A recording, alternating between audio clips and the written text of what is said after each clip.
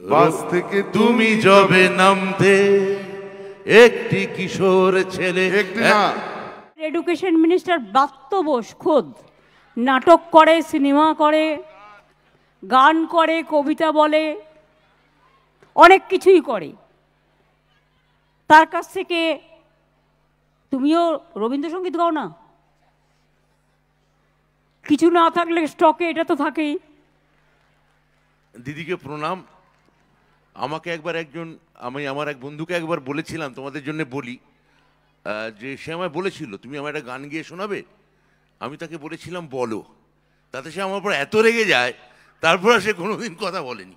আমার অবস্থা যে গান তো গাইতে পারো না, গান বলবো না। ইন্দ্রনীল খুব সুন্দর গাইলো, পরের লাইনগুলো আমার সঙ্গে একটু সাথ দেবে কি? তাহলে একটু গাইতে পারি তোমার সঙ্গে গলা মেলাতে পারি। আচ্ছা যাও।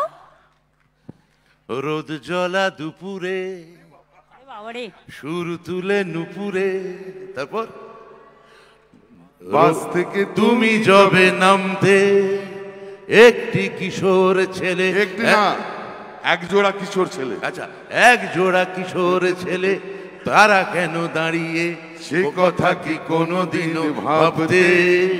মনে পড়ে রুবি রায় কবিতায় তোমাকে একদিন কত করে ডেকেছি।